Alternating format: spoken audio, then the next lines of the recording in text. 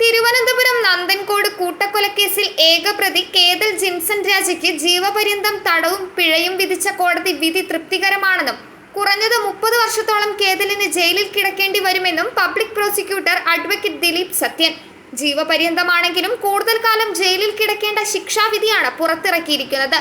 12 വർഷത്തെ ശിക്ഷ ആദ്യം അനുഭവിച്ച ശേഷമേ ജീവപര്യന്തം തുടങ്ങുകയുള്ളൂ. 30 വർഷത്തോളം കേതലിന് ജയിലിൽ കിടക്കേണ്ടി വരും. പ്രതിക്ക് മാനസിക പ്രശ്നങ്ങളുണ്ട്. കോടതി വിധിച്ച 15 ലക്ഷം രൂപ അമ്മാവൻ ജോസിനാണ് കൊടുക്കേണ്ടതെന്ന് പ്രോസിക്യൂട്ടർ അഡ്വക്കേറ്റ് ദിലീപ് സത്യൻ പറഞ്ഞു. അപൂർവങ്ങളിൽ അപൂർവമായ കേസായി പരിഗണിച്ചിട്ടില്ലെന്ന് പറയാനാകില്ലെന്നും കോടതി വിധി കിട്ടിയിട്ടില്ലെന്നും പബ്ലിക് പ്രോസിക്യൂട്ടർ പറഞ്ഞു. ജീവപര്യന്തം തടവ് പോരാതെ വരുമ്പോഴാണ് വധശിക്ഷ നൽകുന്നത്. അതിനാൽ തന്നെ വിധി തൃപ്തികരമാണ്. നഷ്ടപരിഹാരമായി ആകെ വന്നിട്ടുള്ള 15 ലക്ഷം രൂപയും കേസിലെ ഇരയായ ഒന്നാം സാക്ഷി ജോസിന് നൽകണമെന്നാണ് വിധി. പ്രതിക്ക് ഇപ്പോഴും ചികിത്സ തുടരുന്നുണ്ട്.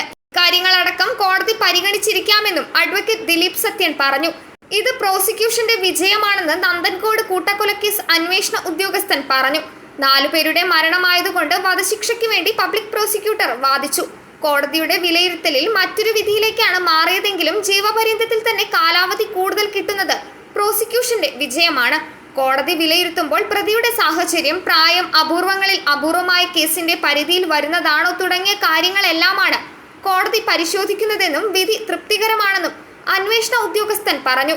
സെക്ഷൻ 302 IPC പ്രകാരം 4 കൊലപാതകങ്ങൾക്കും കൂടി ജീവപര്യന്തം തടവും 3 ലക്ഷം രൂപ പിഴയും, പിഴ ഒടുക്കിയില്ലെങ്കിൽ 1 വർഷം അധിക തടവ് അനുഭവിക്കണമെന്നുമാണ് കോടതി വിധി. സെക്ഷൻ 201 IPC പ്രകാരം 5 വർഷം കഠിന തടവും സെക്ഷൻ 201, 436 എന്നീ വകുപ്പുകൾ പ്രകാരം ശിക്ഷകൾ അനുഭവിച്ച ശേഷം ജീവപര്യന്തം തടവുകൾ ഒരേ സമയം അനുഭവിച്ചാൽ മതിയാകും.